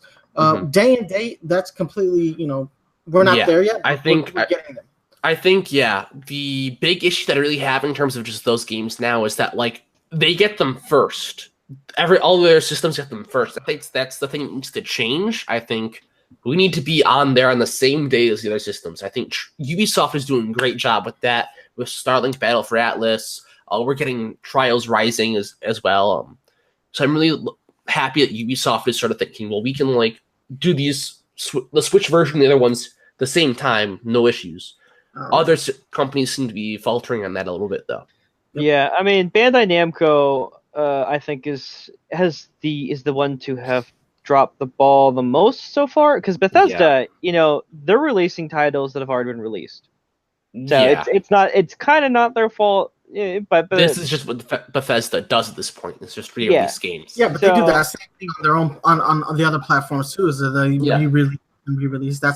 That's what's in Bethesda's wheelhouse. Bethesda's no stranger to making up-res ports of their games. Yeah, but I mean, back to Bandai Namco, I love them to death, but Dark Souls was supposed to release with everyone else, and now it got pushed. Fighter Z, I don't know why they didn't just release it at the same time. I think they were just waiting to see what the Switch was gonna do. I think fundamentally, I think they were scared of the Switch, especially after releasing Pokken Tournament on 2 separate consoles, and it not really. Look, Pokken is a great fighting game, but it doesn't necessarily move the needle. It doesn't have the audience that the Pokemon games have, and it doesn't have the audience that traditional fighting games have. It sits in the middle of those 2 large demographics. It's niche. Yeah, we'll see how they do with some of these new titles, though. Bandai Namco also just announced that they're remaking Tales of Vesperia for all the consoles, which is the best Tales game. So check it out. But we will see if this is one of the titles to break that spell, or if it's going to be another case of, well, PS4, Xbox first, Switch later. Well, we are getting it, so I mean, there's hope on that horizon. Yeah, so hopefully it will be the one to break the different release date spell, but we'll see. All right. So, last but not least, Pokemon Let's Go Pikachu and Let's Go Eevee got a lot of love. They had a couple Treehouse segments for the game already. Interview with Junichi Masuda. They showed the Pokeball Plus, and they made a pretty good announcement for that. Was that every Pokeball Plus will come with Mew, which is nice. So we recently found out that Mew was not going to be transferable from Pokemon Go to Pokemon Let's Go. So it is very nice that Mew will come in this accessory. Yeah. So it's already up for pre-order on Amazon. I pre-ordered mine immediately. You can also do a bundle with the game. I like the bundle. I like the idea of a bundle. I've pre-ordered both games on Amazon. They don't have a listing for the bundle. I'm hoping that they get it soon. Hoping it's not like some weird GameStop exclusive, like that Mega Man amiibo set. Which I got the bundle through Best Buy, so I'm sure it's just Amazon sold the crap out of him because they've got a whole bunch of Autobots that pre-order the crap out of everything. They don't even have a listing for it up yet. I hate pre-ordering things on Best Buy. I don't like paying for things and then waiting long periods of time for them. I like it when I can, pre-order something and then pay when it ships. Either way. So they spent a lot of time on the thing, and they showed a lot of gameplay. They actually showed up to Brock's gym, which was nice. I like the graphical overhaul that all the characters got. The new rival is weird. It's weird. Trace. It's weird. But he's nice, not like Gary or Blue at all. Blue. And I kind of miss that though. I liked the antagonistic relationship between. He feels more friendly than Hal did. Yeah, Hal. That bugs you can't turn crap Blue out of me into because Hal. I hated Hal. Well, I mean, dude, this is a game set 20 years in the future, so I mean, Red and Blue are They're growing not the same up. Characters.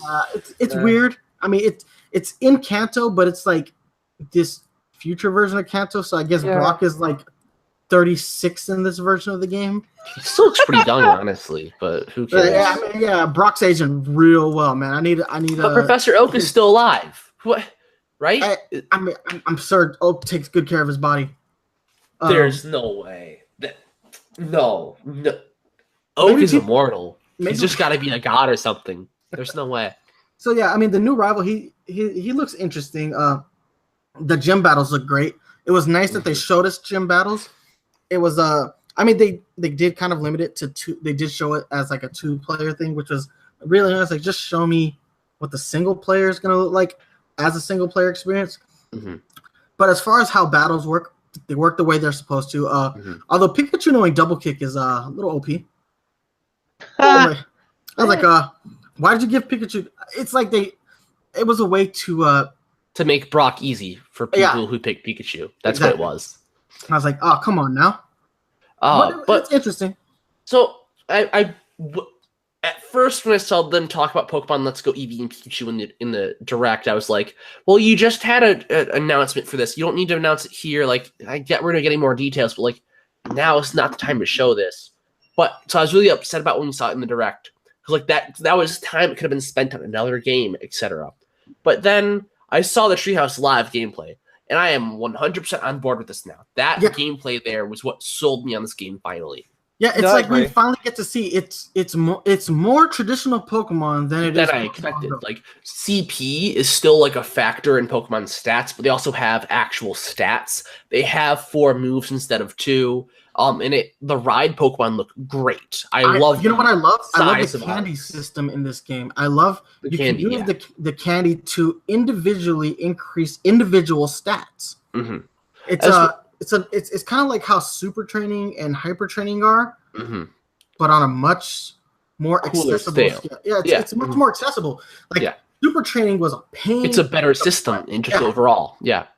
Another thing is that we did get confirmation there is online play in some fashion. We saw the really local play, but they teased the online option there. Well, they also showed what else? That you have to recatch your Pokemon in the Go part. Yes. They didn't say if there was a chance to fail. But I mean, you do once you do send your Pokemon over, you do have to recapture them. Any Pokemon can go in the Pokeball Plus. Not just Pikachu, Eevee, and Mew. All of them. Yeah. Every single one. And every Pokemon can follow you in conjunction with your Pikachu riding your shoulder and your Eevee riding on the top of your head. And you riding an Onix. Exactly. So yeah, I mean, this game looks better and better every time they've shown it. We won't see it again for a while, I believe. I would think so. But I do think we're going to get another specific Direct come closer to release. That really delves deeper into all of these functions. So looks really good. But now, guys, I want to go and talk about the stuff that we didn't see from Nintendo at E3. A couple things that we're missing. We can start with Yoshi. Yoshi was originally slated for 2018. It's been confirmed to come out in 2019. Yes. I'm starting to have a problem with the Yoshi development cycle because this is the same thing that happened with Yoshi's Woolly World. I love Yoshi's Woolly World. It's still not the best Yoshi game. The best Yoshi game is still the original Yoshi's Island. But I did enjoy the crap out of Yoshi's Woolly World. And we're starting to see this thing where it's the same development team, and they're not giving us any details like what is causing the delay. This is the only game besides Pocket Rumble that has been continuously delayed for the Nintendo Switch. Yeah, that's true, huh? Pocket Rumble. It was supposed like Yoshi was supposed to be a launch year game, and it slipped into Pocket Rumble was supposed to be a launch window, if not weekday game. It was supposed to be like a day one game. It was ridiculous that it is a year later. Here. Yeah. So yeah, Steep was also a Steep's been. They talked about Steep on the Ubisoft like pre-show and how it's getting new features, but also where's our Switch port finally? Like that's what I wanted to know. I'm waiting on getting Steep because I want the Switch port for it. Yeah. So yeah, we're just seeing Yoshi slip into development, and it makes me wonder what is happening at Good Smile. No, I say Good Smile. Good Feel. Good Feel. That's right. Yeah, Good Feel. Who also, they made the Kirby's Epic Yarn. They make good games. So what is the holdup? Why are we seeing this many delays? Now, a part of me is thinking that maybe they didn't want to release this game when they did because of the proximity to games like Donkey Kong and Kirby. But that's never really been an issue before. So I just want to know what's the holdup. Why do Yoshi games get stuck in this bad development cycle? Like Yoshi is like the cutesy version of the Breath of the Wild cycle. Yeah. And I really agree with that. Yeah, I could see that. So by the time it does come out, they better have some features that really draw me back to this game, because at this point, I'm starting to care less and less. And I wanted this game. I thought it looked really good last year when they showed it off. It's a bummer. I think the only real way that this game could be possibly delayed, because like the last time we saw it, last year's E3, it looked fairly done. Like so, I think the only real reasons why we're getting delays, other than some minor stuff, has to be that's going to be bigger than we thought it was. I think this game has to be bigger than we thought it was. Or it has some type of integration that we don't see yet. Yeah, so I think we should expect to be surprised, and if we're not, I have no clue what to say, because this is just kind of unacceptable. There's nothing big surprise of why it's delayed. Yep. Like, all right, so I don't know. Moving on. The next game that we did not see any of was No More. No. We're good. No More Heroes. We didn't see any of No More Heroes. Brendan, you called that. Weird to know that game is like on the horizon, and they didn't just briefly touch on it with like a solid release date or even window. Well, I thought it would make its way into the Treehouse Lives. But so far it has not. So... Yeah, and that's a weird thing, because No More Heroes is an indie game. Yeah. And so I honestly figured that they wouldn't really talk about indie games at all during the main direct. But then they showed us Hollow Knight, and I'm kind of like, huh. Yeah, why would you show us Hollow Knight? They did Overcooked, Hollow Knight, the Killer Queen Black. They had a decent chunk of indie games listed at E3, which I wasn't sure how I felt about. But then we didn't get No More Heroes. Yeah. Mm-hmm. That was very, very curious to me. Especially one that's so anticipated. Yeah. I mean, don't get me wrong. I'm very thankful that they gave us a different Marvelous Studios game in the form of Daemon X Machina, but like nothing out of No More Heroes. That's so strange to me. All right, so strange. It makes me wonder how far along the game is. I was hoping that it would be further along, but I mean, as of right now, it's still slated for 2018. But I mean, we're almost halfway through. What's today? Today's the 13th? 14th, I think. All right, so yeah, we're almost halfway through the year and 14th. Officially, so we're winding down. I thought a release date would be imminent. Something else that wasn't shown at all during the E3 was any 2DS or 3DS support. Not a single game. Not a single game. Honestly, this doesn't bother me. It doesn't bother me either, but Nintendo's made it a huge habit of saying that we are going to. It's not dead. Yeah, these are the two pillars. They're running on the two pillars, and for them to not show a single 2DS, 3DS compatible game, weird. Yeah, I mean, we do still have some coming on the way. Like we have Luigi's Mansion still coming. We just got Sushi Strikers on both systems, but on 3DS as well. We have the WarioWare game coming still, correct? And Mario and Luigi. Yes, yeah. That's correct, Bowser's Inside Story Part 2 or whatever. Yeah. Yeah. So, I mean, we know there's a handful of 3DS titles coming out. Odd that they didn't even touch on them. Not even during Treehouse Live. We didn't get any announcements in Treehouse Live other than like Donkey Kong and Sky Skipper, right? Like nothing. Last year we got Metroid, we got Sushi Strikers, got a bunch of stuff last year's Treehouse, and yet Donkey Kong and Sky Skipper. I don't know. It's really I think they really just need to, kick the bucket. 3DS, 2DS. Oh, 2DS, 3DS. Okay. Such an old. I mean, to put it in perspective, I've had the 2DS, 3DS longer than I've been with my fiance, and we've been together for like 9 freaking years. That is an old system, Like, it's really shown its age. They just need to put it out to pasture. And that's my opinion. Well, I have no problem if they want to continue to support the game. Obviously, I think we had Detective Pikachu was one of my favorite games this year.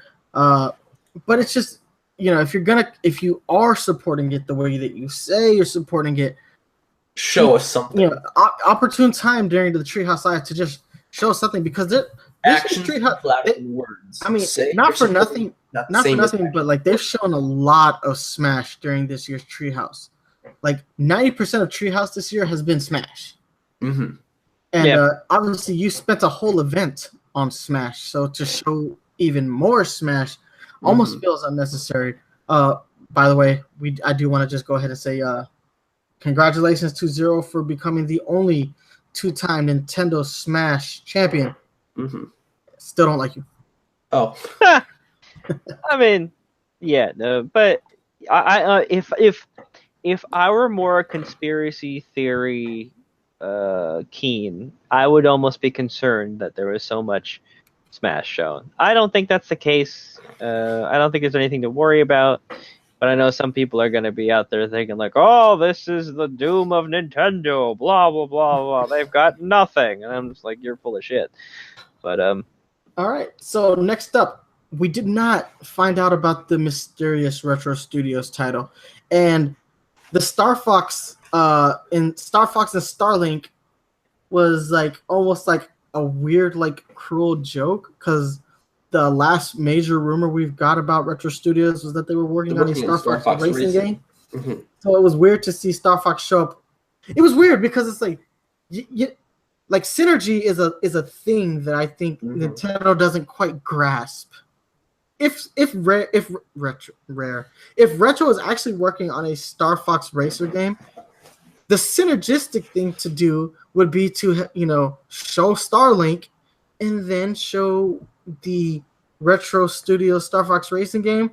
So it makes me think that that's just BS at this point. Maybe they were working on it at some point, but the fact that they didn't show anything from Retro makes me think if they were working on a Star Fox racing game, it has been officially scrapped. So no Retro game at all. No Donkey Kong, no Metroid, and no Star Fox game. So what is Retro doing? Because it's been a long time since they've released a new game. Yeah, it's been 5 years. It's been 5 years since released Tropical Freeze. Mm-hmm. So what's going on at Retro? Now, I know that Retro did make the Donkey Kong Tropical Freeze port. But it's a port. But the entire game was pretty much done already. They didn't outsource that game, though, which was weird. Yeah. Because Nintendo has a lot of good studios to make ports and... Yeah, Grezzo does a good job with those, I believe. Yeah, and who made Ocarina of Time for that? That was Grezzo, I believe. Maybe Ocarina of Time, Majora's Mask. They might have made, I might be wrong, the Xenoblade Chronicles 3D, and I'm not sure who made Donkey Kong Country Returns 3D, but I don't think that was Grezzo. I do not think that was Grezzo. No, they're not showing up for those guys. All right. So yeah, it's weird that that Retro would make a port and not be working on something. So what is Retro doing? That's like at this point we have to ask, what is Retro doing? Does Retro are they even still a second party developer? Did Nintendo quietly sell Retro their shares in Retro? Because it's a long gap. It's a really long gap. It's a mystery for sure. And now with the new hardware out, like I feel like Nintendo would be leaning on Retro a little bit more to make something. I mean, they definitely leaned on the Pokemon Company. We're getting 2 Pokemon games in 2 years. Plus Pokemon Quest. We have Pokemon Tournament as well. Niche following, but still. We're getting a lot of Pokemon, as well as the future of Pokemon will be Switch-oriented. Yeah, Nintendo's putting the squeeze on the Pokemon Company right now to release content. So Pokemon sells. Where's that same squeeze for anything that Retro does? Mm-hmm. It's just weird. It's just weird. All right. So the last game we didn't see at E3 was Metroid Prime 4. So initially I thought that they would have something. Even I'm not saying a gameplay trailer necessarily, but I thought we would have seen like a cinematic trailer at the very least for Metroid Prime 4. All we got last year was the logo and the number 4. I understand that they don't want to like show something that they're not ready to show, but I feel like this is something that we were all anticipating a lot. We were all anticipating this a lot, and we got nothing. Metroid Incognito, but they did say 2019 game. So yeah, that's very confusing. I kind of almost wonder if that's what Retro's working on. You know? Well, it's confirmed to not be what they're working on, though. It's the weird part of it. So I don't quite know.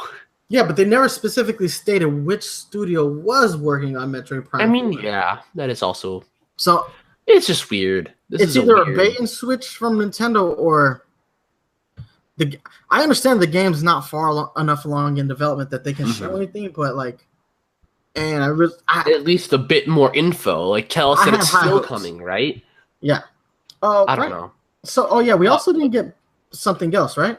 Yes, Pikmin 4 was not shown, as well as Shin Megami Tensei 5, which had been receiving quite a few trailers and quite a bit of hype, was not shown either. So, yeah.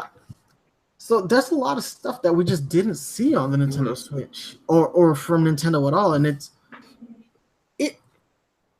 I'm not saying their Direct was bad. Nintendo obviously didn't have a bad Nintendo Direct, but I think the things that were missing felt really glaring this time around. I think so, yeah. Like especially after they knocked it out of the park so hard last year. Last year's E3 was a banger of an E3, and this year it felt like they got everybody on base, but they didn't, crack a home run with any particular title other than the ones we knew about. Yeah, I think it was a lot of just stuff we knew about. But going back really fast to that synergy thing you were talking about, I think last year really drove home the synergy of it.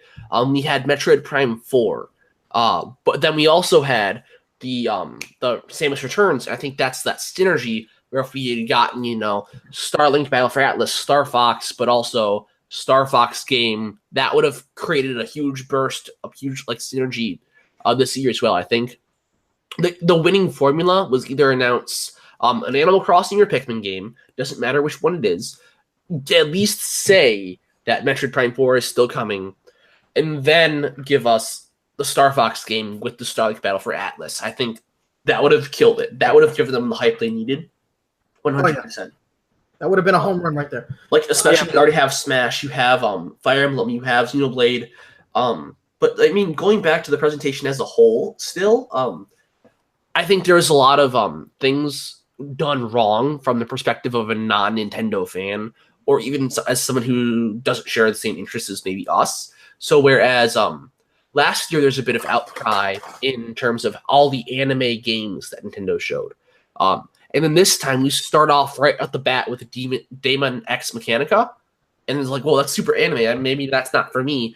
And then you go right into Xenoblade Chronicles 2. You get Super Mario Party, which is super cool, and then you get Fire Emblem Three Houses.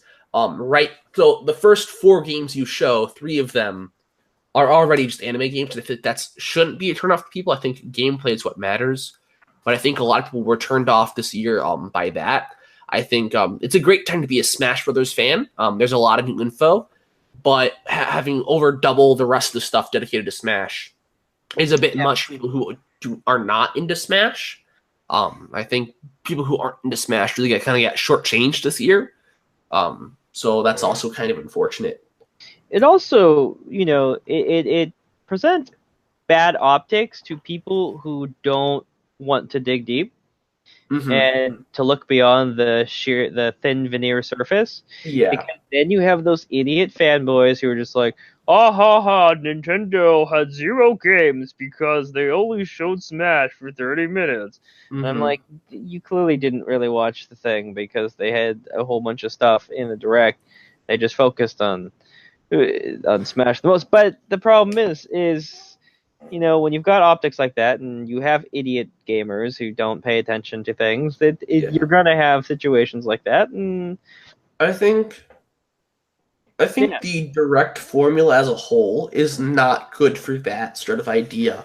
I think when you're looking at the idea of a Nintendo Direct, it's to split and space out all the big announcements across the year, etc. So like E3 for Nintendo is like always kind of lacking compared to the rest, even though they still win E3 some years. It's not nearly as big as it was the previous years before the Directs, because they want to space things out with the announcements, etc. But when people who maybe aren't interested in Nintendo but are interested in E3 for the rest of the stuff, they'd take a peek at Nintendo, see like, well, the Switch is getting a lot of buzz, like, what do they have for it? And then they sort of don't see what they want to see, because it's all tucked away in the Direct. I feel like it hurts people who watch E3 and haven't bought a Switch yet, and are prospective buyers of the Switch. Well, and keep in mind that the previous two E3s, so 2016 was only Breath of the Wild, and yet still Nintendo had the best showing. Yeah, agreed. And then last year they focused heavily on Mario Odyssey, but they also showed off a crap ton of other games for the Nintendo Switch. Yeah. And this is kind of like what 2018 has been like as a whole. The Switch has gotten games like steadily, but there's been no real major hitters. And the two major hitters that we do have were shown outside of E3. So we have Pokemon and Smash. Both games were announced before. Yeah, they showed Smash in the March Direct for the first time, which eliminated the hype that we could have potentially had at this year's E3. Yeah. And obviously the Pokemon company does their own thing, and they showed off, Let's Go Pikachu, Let's Go Eevee. Yes, a week before, or 2 weeks or whatever before. So they fundamentally kill their own hype by blowing it early. Yeah, they blew their load early there. Yeah, they prematurely announced something, and these things might be better suited for E3, but it also goes to show that Nintendo doesn't need E3 as much as, say, a Microsoft. Sony or Microsoft, yeah. Well, even Sony doesn't need E3 the way that Microsoft does. Sony has been doing their own thing with PSX, all their major announcements come out during PSX, not during E3. No, you're right. All they use E3 for is as a second showground. Yeah. They just we're gonna highlight the game that we announced at PSX. It's just a shame that PSX comes so late in the year. Yeah. Because it's just because they have games that are just we're not gonna show them in June. We're gonna wait till October. Just weird timing. Okay. But it's because they don't have to compete with anybody else. I guess that makes sense, yeah. But letter grade. What do you guys give this year's Nintendo's E3 this year? B+, probably. Yeah, I'm sitting in the B range myself, just a solid B. I think they showed off a bunch of good games, but I don't think they showed off any real hitters. They spent a lot of time focused on DLC for certain games, so I think that minimized a lot because these are games that I already own, even though they're getting additional content, which we didn't mention. The Octo expansion was released yesterday. Last night. And they unveiled that during the Splatoon tournament. They also showcased a bunch of new amiibo for Splatoon, and then Smash got new amiibo as well with a Ridley and a Inkling. We also got confirmation that the Daisy amiibo is coming. Yeah, and we'll talk about Smash a little bit later. So yeah, I gave it a solid B. Jaden, letter grade. That's tough. Well, a C seems too low. An A is way too high. I'd probably have to give it a B minus. B minus? It's B minus C plus range, hovering somewhere around the 79 to 83 percentile ranking.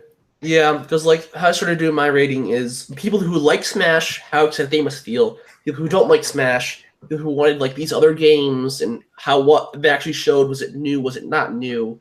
And I think I'm leaning towards the same thing from an overall perspective. So there's a general consensus with us is that Nintendo was a range. Yeah, it was a B. See, the biggest problem I had is that they had too much Smash. Not that I don't like Smash. I like Smash, although I'm admittedly a casual player. Overtaken the entire everything else. They showed a lot of stuff in the clippets of, how they had the Nintendo Direct, they talked about a bunch of games, and then they had, we've even got more stuff, and they just showed like flashes of other games that were coming out, and that's how we found out about Dragon Ball Fighter Z, for example. Those were the titles that I was mostly interested. Yeah, Killer Black Queen was in that list too. Yeah, I'm like, come on, there's some good stuff here. Why didn't you show us a bit more of that? Why didn't you show us a bit more of some of the other games that are coming out? Why didn't you show us more about Tales of Vesperia? I don't know. I thought that so if it were me, I would have had a little bit about Smash, probably like 10 minutes worth, and then saved the other content for a Smash Brothers specific direct like a week or two later. You know what I mean? We're not going to get one. We're getting a Smash Direct. I know. Exactly. So, I would have had all the Smash information at all put in the tournament later that night. So before the tournament, you get all Master Sakurai in that direct presentation that he did just before everything. So that's when you get all the information. Yeah. And then dedicate the rest of that time to those things that took like less than a second on the screen, flashing in that montage. Yeah. Yeah. And that was my biggest gripe is they spent too much time on Smash and not enough time on the other stuff. I that was my fear that they would fall into that trap, and they did. As well as I feel like we got more information on Smash than I kind of wanted to hear. We got that 50 fact extravaganza previously from the Smash 4 in between the 3DS and Wii U launches, but we got them in a way that the game had already been out. We knew most of the stuff, and so these new other things were kind of nice to see in the future. But it wasn't spoilery. I feel like we still have 6 months until this game comes out now, and yet we got all the information we ever wanted to know about it with 6 months down the line still. I feel like that was very early to announce all the stuff that they did. Agreed. All right, so we are going to wrap up this portion of our E3 conversation. We're going to do a separate Smash episode, so we're going to go ahead. We'll wrap things up here. You guys already know that you can hit me up on Twitter at nice193. You can email me at nice193@gmail.com. Hit us up on Facebook, facebook.com/Nintendo PowerZone. If you're a fan of this podcast, you can always download new episodes on iTunes, Google Play Music, stream new episodes on Stitcher Radio. But if you want to watch the show live like you're doing right now, you can watch us right here on YouTube, youtube.com/Nintendo PowerZone. Take it away, guys. So I'm VKingBlues once again. You can follow me on Twitter at VKingBlues. Really great doing the show today. I'm once again sorry I'm a little bit sickly. But hey, a lot of fun doing the show today. Yeah, you can hit me up at all of my social medias, all the same. At Jaden Winsong, Twitch, Twitter. You know the drill. All right, guys. So don't forget, we will be doing a Smash episode. So go ahead, after you listen to this one, go ahead and tune into that. Until next time, stay fresh.